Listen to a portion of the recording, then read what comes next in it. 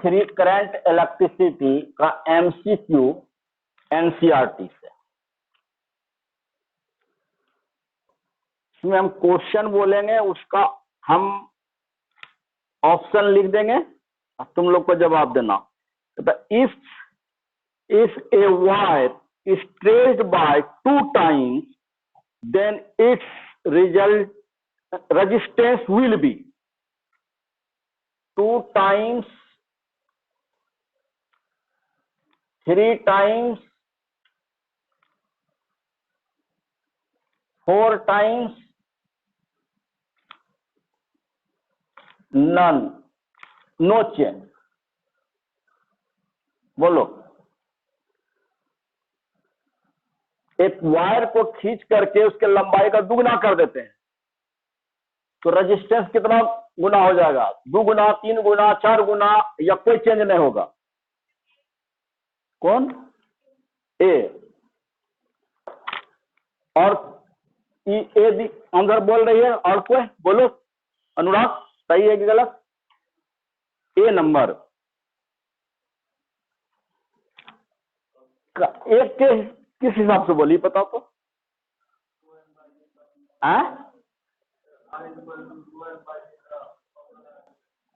तो क्या 2 टाइम्स आया है? देखो तो,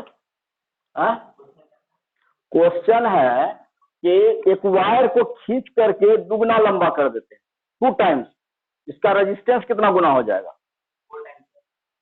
हाँ, 4 टाइम्स होगा। देखो, R1 बराबर क्या हो जाएगा? रो एल बाय A1, और R2 बराबर क्या हो जाएगा? रो एल का क्या हो गया? दुगना हो गया बाय A2, इसलिए R2 बाय R1 बराबर क्या हो जाएगा? 2 rho L by A2 into A1 by rho L. Rho L खत्म हो गया। अब देखो, A1 क्या होता है? V बराबर A इंटू एल होता है, तो ए बराबर क्या हो जाएगा? यहां क्या बचा तुमका? 2 इंटू A1 बाय A2 ना, बराबर 2 इंटू क्या हो जाएगा? ए बराबर, इसमें से V1 बराबर V2 हो जाएगा। A1 L1 बराबर A2 L2, तो यहां है A1 बाय A2 ना, तो A1 बाय A2 बराबर क्या हो जाएगा? L2 bye L1। L2 bye L1 बराबर 2 इंटू 2L बाय L बराबर 4, R2 बाय R1, तो R2 बराबर क्या हो जाएगा? 4R1 हो गया। इसका मतलब क्या हो गया? ये सी आंसर सही हुआ।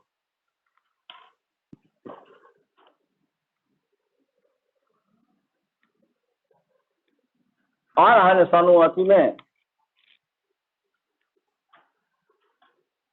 लॉन्ग क्वेश्चन में तो नोट्स दे देगा, इसमें नोट्स देखो। यहां कहता है इसमें question, motion of electron in a conductor. कहता है किसी कंडक्टर में इलेक्ट्रॉन जो गति करता है, मोशन होता है, उसका नेचर होता है, पहला में है यूनिफॉर्म, दूसरा है एक्सिलरेटेड, तीसरा है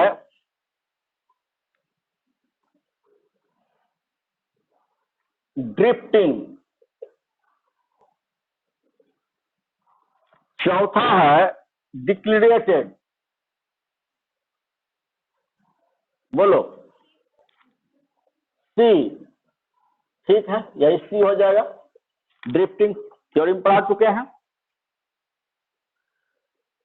तीसरा है, तुम बोलना कि point rule of Kirchhoff is obey the conservation law of energy, conservation of charge, conservation of momentum, charge. ठीक, कंजर्वेशन ऑफ चार्ज। 4 नंबर देखो, तुम बोलना, what is minimum equivalent resistance of combination of 3 resistance of 1 ohm? 1 ओम का 3 resistance का minimum equivalent resistance कितना होगा? पहला है 1 ओम, दूसरा है 1/2 ओम, तीसरा है 3 ओम, और चौथा है 1/3 ओम। 1/3 यही हो जाएगा। देखो 5 नंबर में क्या कहता है, 5 नंबर में कहता है if E1 E2 and R1 R2 are EMF and internal resistance of 2 cells respectively, what is equivalent EMF for parallel combination? देखो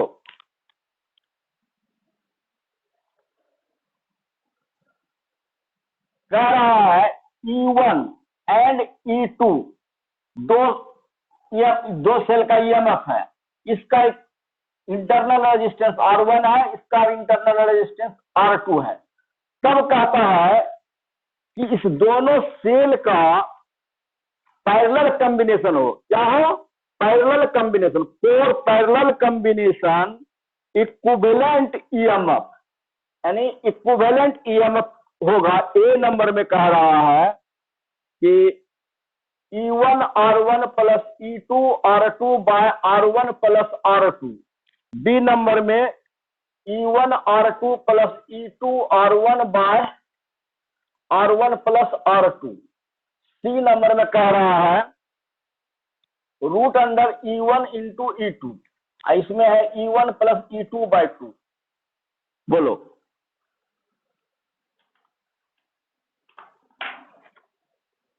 इन पैरेलल कॉम्बिनेशन इक्विवेलेंट ईएमएफ।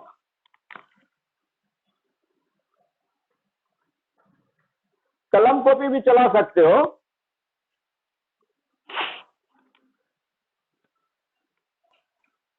किसका है?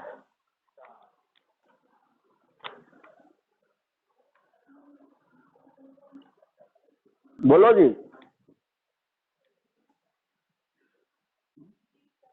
कौन? B D. तुम लोग पढ़ के नहीं अंदाजी मारते हो तुम।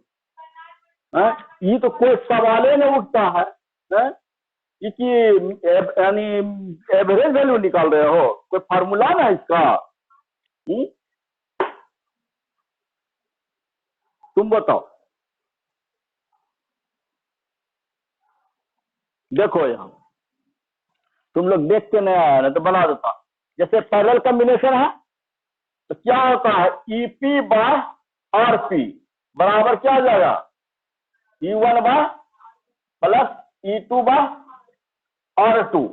अब देखो आरपी पहले निकालेंगे, 1 बाय आरपी बराबर हो जाएगा 1 bye R1 plus 1 bye R2 बराबर हो जाएगा R1 plus R2 by R1 into R2। RP कितना हो जाएगा R1 R2 by R1 plus R2। तो यहां पर क्या हो जाएगा EP equal to RP into E1 R2 plus E2 R1 by R1 into R2। RP का मान धर दो, क्या हो जाएगा R1 R2 by R1 plus R2 into E1 R2 plus E2 R1 by R1 into R2। ये दोनों cancel हो गया। E1 R2 plus E2 R1 by R1 plus R2। कौन हुआ? बी नंबर हुआ। नहीं बनना चाहिए, इसीलिए हम बोले थे ये रिकॉर्डिंग करने में बहुत परेशानी होगा तब, अगर तुम फटाफट तुम लोग इसका आंसर नहीं दोगे। सब पढ़ाया हुआ है, कल सब पढ़ करके आएगा तुम लोग। 6 नंबर में है when an electron moves from one point to another point in a equipotential region then work done is complete. तथा इक्विपोटेंशियल सरफेस में एक पॉइंट से दूसरे पॉइंट तक कोई चार्ज अगर मूव करता है तो इसमें जो वर्क डन होता है, डिस्प्लेसमेंट के लिए वर्क डन होगा ना, वह वर्क डन बराबर होता है ए नंबर में कहता है बाय इलेक्ट्रॉन बी नंबर में कहता है कि ऑन इलेक्ट्रॉन। सी नंबर में कहता है नो वर्क डन, और डी नंबर में कहता है नन। बोलो, नो वर्क डन समझा कैसे?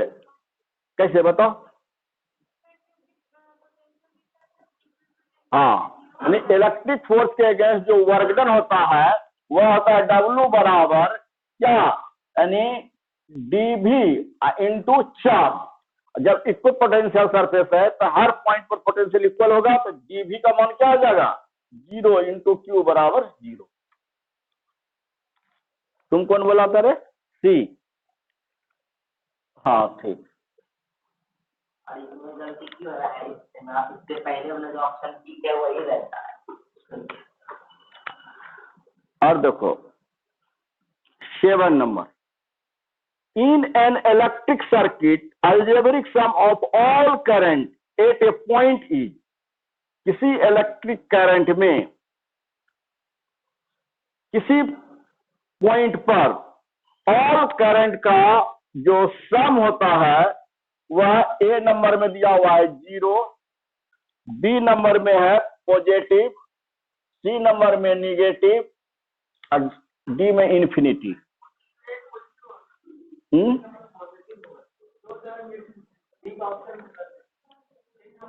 हाँ बोलो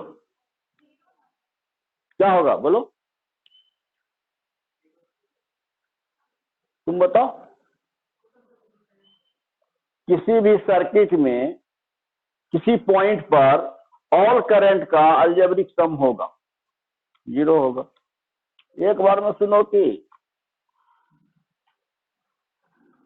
8 नंबर में देखो, कहता है with stone bridge measured of.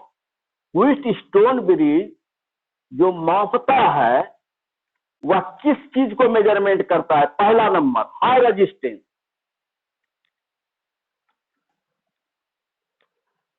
With stone bridge द्वारा मेजरमेंट किया जाता है हाई रेजिस्टेंस।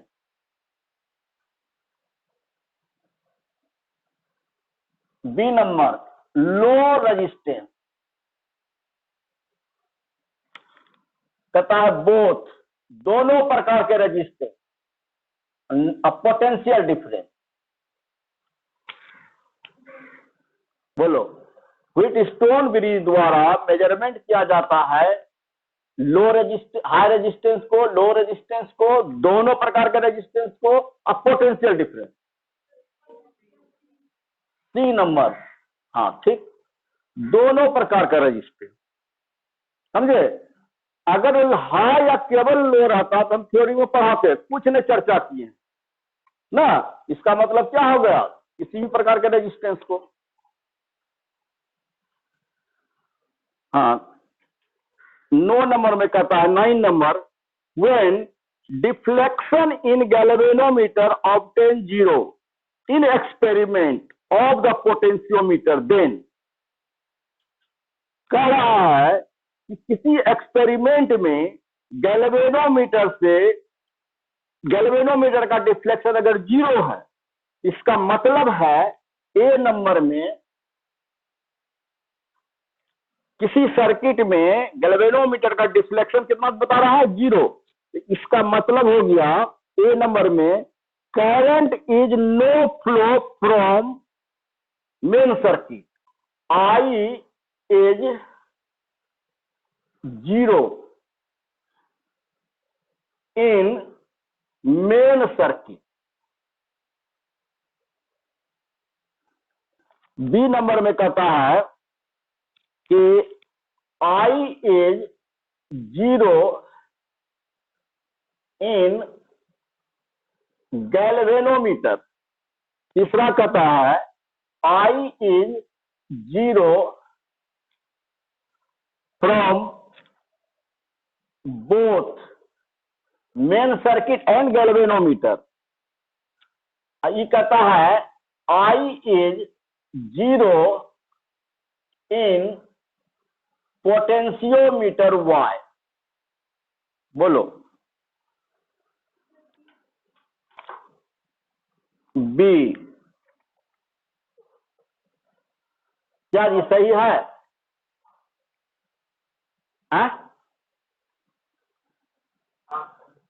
बोलो। अरे गैल्वेनोमीटर डिफ्लेक्शन जीरो कब आता है? जब वायर से करंट जाएगा तभी है ना। गैल्वेनोमीटर में डिफ्लेक्शन जीरो दे रहा है तो बाकी सर्किट में थोड़ी ना करंट जीरो होगा। गैल्वेनोमीटर में डिफ्लेक्शन तभी होगा कि बाकी जगह करंट जाएगा लेकिन गैल्वेनोमीटर से करंट नहीं जाएगा, इसलिए क्या हो जाएगा? ये हो गया आंसर। नहीं, ओवर कॉन्फिडेंस में नहीं जवाब दे रहे हो, समझे ना? तुम लोग रीडिंग में मार के नहीं आए, सब पढ़ा हुआ है, ये याद रह जाएगा। देखो अब वीडियो तो बन ही रहा है। When length of wire of potentiometer increase, then null point obtained। जैसे कि पोटेंशियोमीटर के वायर पर नल पॉइंट प्राप्त करते हैं ना, तो कहता है पोटेंशियोमीटर का वायर क्या है, 1 मीटर का मान लेते हैं, एल बराबर दिया हुआ है, एल दिया हुआ है, इसका लंबाई हम बढ़ा देते हैं। पोटेंशियोमीटर के वायर में 1-1 मीटर का जो है 10 को मान लेते हैं तार लिए, अगर हम लंबाई बढ़ा दें 1-1 मीटर की जगह जो है 1.5 मीटर कर दें, अगर लंबाई बढ़ा दें या टोटल लंबाई 10 मीटर से हम मान लेते हैं 15 मीटर कर दें, तब कहता है कि नल पॉइंट जो प्राप्त होगा वह कहां पर प्राप्त होगा। पहला कहता है कि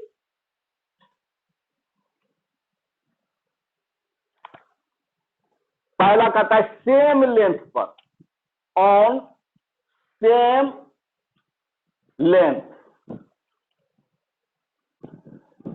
दूसरा कहता है कि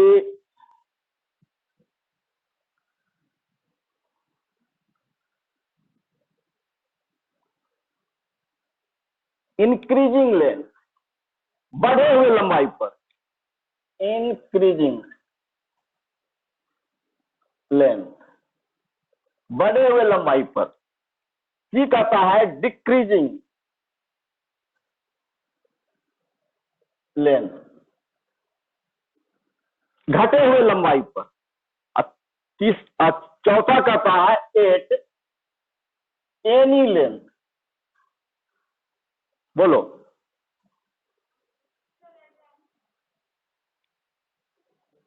क्या बोलो तुम लोग? क्या नंबर? डी। देखो तुम लोग पढ़े हो कि V is directly proportional to L ना। लंबाई अगर बढ़ जाएगा क्या हो जाएगा? पोटेंशियल डिफरेंस बढ़ जाएगा। जब पोटेंशियल डिफरेंस बढ़ जाएगा, लंबाई बढ़ेगा, क्या हो जाएगा? नल पॉइंट पे दूर में न मिलेगा ना। लंबाई बढ़ जाएगा तो नल पॉइंट क्या हो जाएगा? दूर भाग जाएगा। क्या हो जाएगा? इसमें इंक्रीजिंग लेंथ हो जाएगा। कोई दिक्कत? ये हो गया। देखो next, for current measurement of potential, नहीं sorry, for accurate measurement of potential difference taking potentiometer of resistance. Accurate potential difference measurement करने के लिए जो पोटेंशियोमीटर दिया हुआ है उसमें से तुम किस पोटेंशियोमीटर को यूज करना चाहोगे। पहला पोटेंशियोमीटर के वायर का रेजिस्टेंस है 50 ओम, 50 ओम रेजिस्टेंस वाला पोटेंशियोमीटर है। दूसरा कहता है 1000 ओम वाला। तीसरा कहता है कि 70 ओम वाला, और चौथा कहता है 100 ओम वाला रेजिस्टेंस वाला पोटेंशियोमीटर है। पोटेंशियोमीटर वायर का जो रेजिस्टेंस इस प्रकार है, तो किस पोटेंशियोमीटर से, किस रेजिस्टेंस वाला पोटेंशियोमीटर से तुम एक्यूरेट पोटेंशियल डिफरेंस मेजरमेंट के लिए तुम यूज करना चाहोगे? कौन? ए नंबर। क्यों? बोलो, सही जवाब है, बोलो।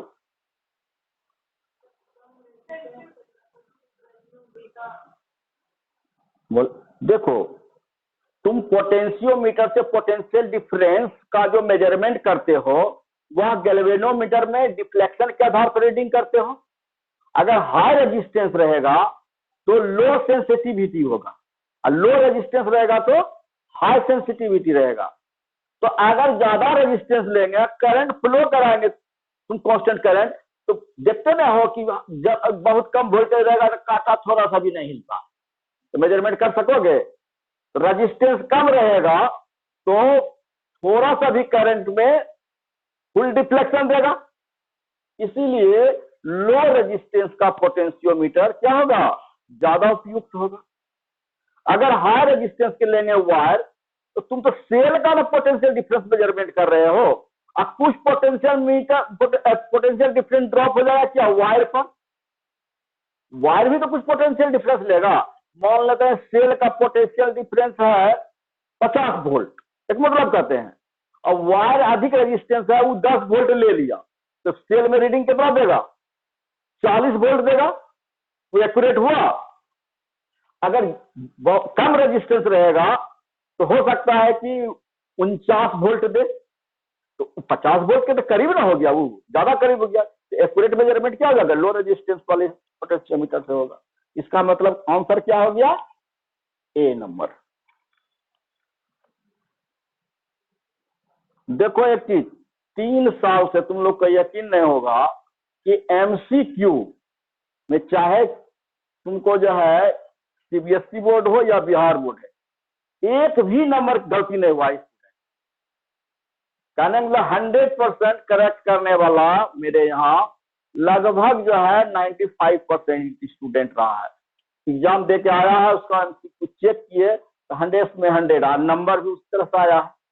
तो कहने का मतलब ये है कि अगर जो चीज हम बता रहे हैं उसको रटोगे नहीं, तर्क के आधार पर तुम अगर आंसर दे देते हो तो तुम्हारा एक भी एमसीक्यू नहीं छूटेगा।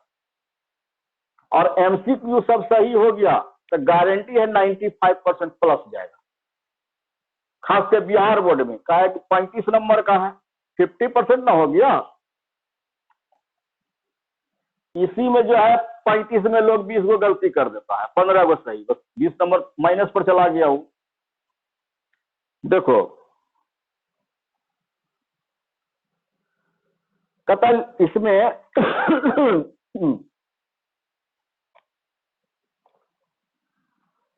एक पोटेंशियोमीटर वायर का लंबाई एल है। क्या है, लंबाई एल।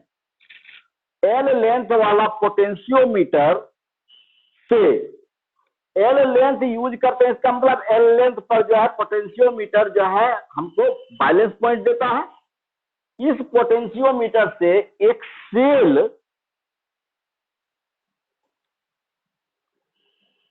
सेल को जोड़ करके जब हम नल पॉइंट प्राप्त करते हैं तो नल पॉइंट जो है L/3 लेंथ पर मिलता है। ईएमएफ वाला सेल जब जोड़ देते हैं पोटेंशियोमीटर के वायर में तो हमको नल पॉइंट जो मिलता है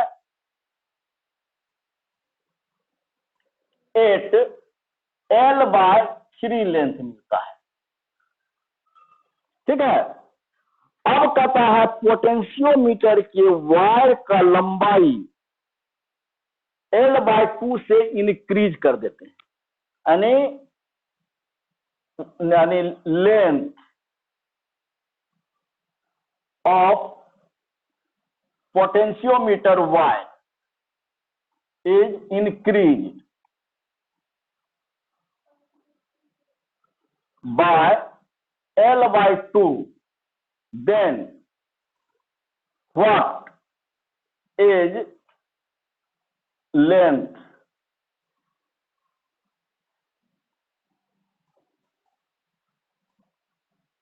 of null point?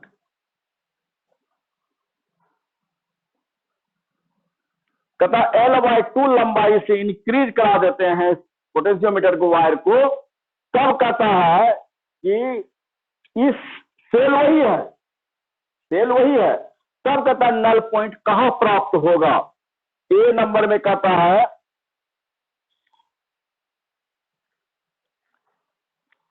On L/2, B number में कहता है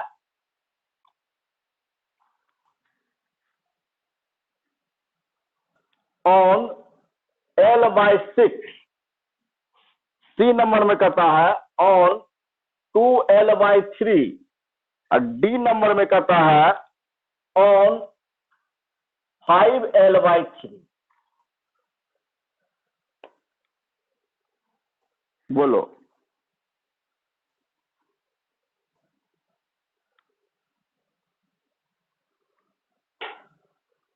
देखो मान लेते हैं पोटेंशियोमीटर में जो सेल लगा हुआ है उसका ईएमएफ ई डैश है, समझे। तो ई डैश का एल लेंथ पर देता है नल पॉइंट, जब इसको जोड़ते हैं तो कहां देता है L/3 पर। फार्मूला पढ़ चुके हो तुम, ई डैश बटा ई बराबर क्या जाएगा L/3। कोई दिक्कत इसमें, इतना बराबर क्या हो जाएगा 3। अब फिर देखो सेल में पोटेंशियोमीटर पर वही सेल लगा हुआ है और जिस सेल को हम जोड़ के नल पॉइंट प्राप्त करते हैं वो भी सेल वही है। तब कहता है लंबाई कितना पोटेंशियोमीटर कर दिए हैं, L/2 बढ़ा दिए हैं, ये हो जाएगा क्या L + L/2। तो अब जो लेंथ प्राप्त करना है अब कहां मिलेगा ये, ठीक है। इतना बराबर क्या हो जाएगा 2 × 3L/2L हो गया ना। अब देखो यहाँ ई डैश बटा ई का मान कितना है 3 है, तो L बराबर क्या हो जाएगा L/2, 3 कट गया, यही हो गया। कौन आंसर हो गया, ए नंबर। कोई दिक्कत इसमें, देखो 14 में देखो कहता sensitivity of potentiometer increase by, किसी पोटेंशियोमीटर के सेंसिटिविटी को बढ़ाने के लिए क्या करना होगा। आंसर देखो इसमें कह रहा है कि इंक्रीजिंग, ए नंबर में कहां चलता है इसमें, भरो तो सब जितना है उसमें दे दो। Increasing of cross section area, cross section area A. दूसरा कहता है फिर इसमें कि decreasing of length L. 80 number में कहता है कि डिक्रीजिंग ऑफ करंट, और चौथा नंबर में कहता है इंक्रीजिंग ऑफ करंट। बोलो बोलो, हाँ ठीक, बी कैसे, बोलो ना फॉर्मूला यहां समझाओ ना।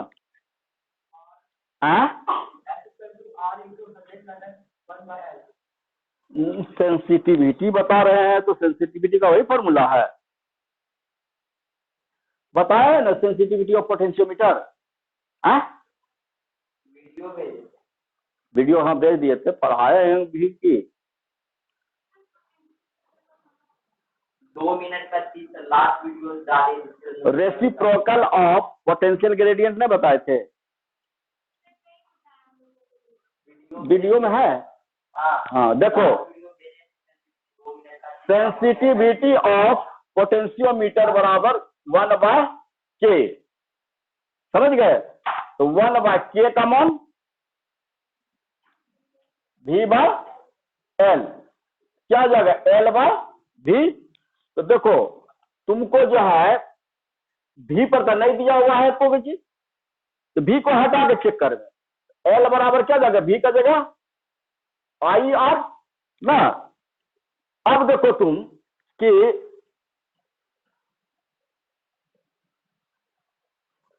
हमको सेंसिटिविटी क्या करना है, कम करना है कि ज्यादा, क्या था, sensitive of potential potentiometer increase, हाँ इंक्रीज करना, तो इंक्रीज करना है तो क्या करना होगा बोलो तो, लेंथ को इंक्रीज करना ना है, बढ़ाना ना पड़ेगा। यहां दिया है बढ़ाने वाला को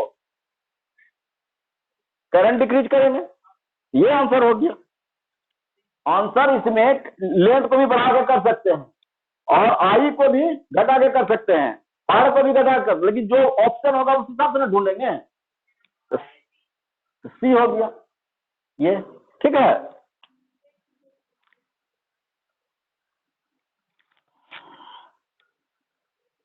देखो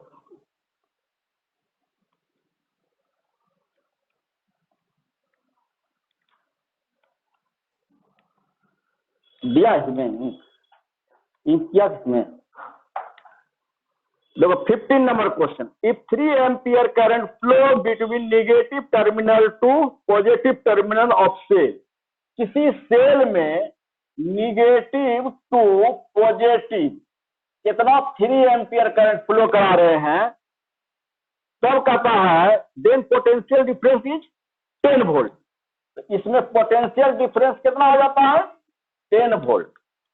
अब फिर कहता है इसमें when 2 ampere current flow in positive direction, opposite direction, opposite मतलब क्या हो गया, positive to negative, positive to negative कितना करंट फ्लो करा दे 2 एम्पियर, तब जो है पोटेंशियल डिफरेंस हो जाता है कितना 15 वोल्ट। तो कहता है internal resistance of the cell R बराबर व्हाट कह रहा है, तो आर का मान है कितना दिया हुआ है, आर बराबर 1 ओम, आर barabar 2.5 ओम, आर बराबर 3.5 ओम और आर बराबर 2.83 ओम। बताओगे,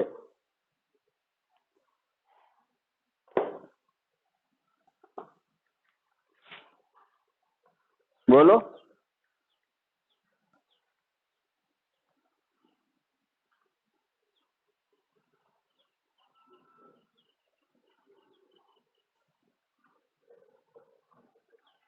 देखो इसमें जो है क्या सेल से क्वेश्चन है, तो सेल में ये हो गया टर्मिनल वोल्टेज भी ईएमएफ ई पॉजिटिव ये निगेटिव, ठीक है। निगेटिव टू पॉजिटिव करंट जाने का मतलब क्या समझ रहे हो, निगेटिव टू पॉजिटिव कह रहा है किस क्या चीज में निगेटिव से पॉजिटिव, सेल ना, ये हम एक्स्ट्रा दे दिए हैं, सेल का बात खाली कर रहे हैं, खाली सेल के बारे में बोल रहा है, सेल के अंदर जो करंट जाता है, सेल में निगेटिव टू पॉजिटिव जाता है करंट। पहला केस में कहता है सेल में ऐसे जा रहा है करंट और दूसरा में कह रहा है कि सेल में ऐसे जा रहा है करंट, ठीक है। इस स्थिति में कह रहा है करंट कितना जा रहा है 3 एम्पियर और इस स्थिति में 2 एम्पियर। तो इसमें कहता है टर्मिनल वोल्टेज कितना है 10 वोल्ट और इसमें टर्मिनल वोल्टेज कितना है 15 वोल्ट, सेल तो वही है, इसमें भी ई। अब बताओ इसमें ईएमएफ बड़ा होगा कि टर्मिनल वोल्टेज,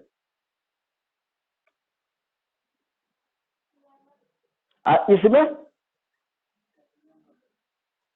टर्मिनल वोल्टेज, इसमें सेल से करंट लिया जा रहा है कि सेल को दिया जा रहा है, लिया जा रहा है ना, अंदर है निगेटिव टू पॉजिटिव, इसका मतलब बाहर पॉजिटिव टू निगेटिव, इसमें क्या हो जाएगा सेल को चार्ज किया जा रहा है, सेल को करंट दिया जा रहा है ना।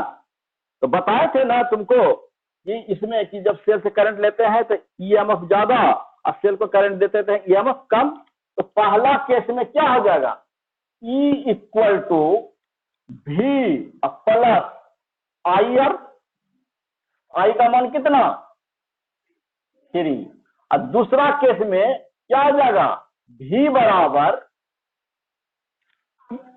V कितना है, इसमें से उल्टा हो जाता है, इसमें क्या हो जाएगा, यानी V equal to E plus I R, 2R हो जाएगा, होगा ना। तो इसमें से E इक्वल टू यहां क्या हो जाएगा, V माइनस 2R। अब देखो इसको पुट कर दो, E बराबर 10 प्लस 3R बराबर V माइनस 2R ना, इसमें V दिया हुआ है ना जी, 15 दिया हुआ है, 15। अब इसको इधर कर दो, इसको इधर कर दो, क्या हो जाएगा, 5R बराबर 5 हो गया, R बराबर क्या हो गया 1, ये हो गया आंसर। समझे, ये ऐसा क्वेश्चन है, तुम लोग यकीन नहीं करोगे, तुम कहीं भी मौका मिले तो तुमको कहेगा इस क्वेश्चन है गलत, कोई नहीं बतावेगा तुमको। यहाँ ये चीज का यहाँ चर्चा ही नहीं करता है कि सेल का ईएमएफ बड़ा होगा या टर्मिनल वोल्टेज बड़ा, सीधा बता देता है कि EMF is always greater than terminal voltage. इस ढंग का कोई क्वेश्चन ना है, कोई बुक में ना है, लेकिन एनसीईआरटी में को डाल दिया है, तुमको दिखाई नहीं देगा, कोना में लिखा हुआ है। कहने का मतलब क्या, तुमको यह पता होना चाहिए कि EMF is greater than terminal voltage जब उससे करंट लेते हैं, और EMF is less than terminal voltage जब चार्ज करते हैं। तो इन दोनों फार्मूला यूज करके बना सकते हो, ठीक है।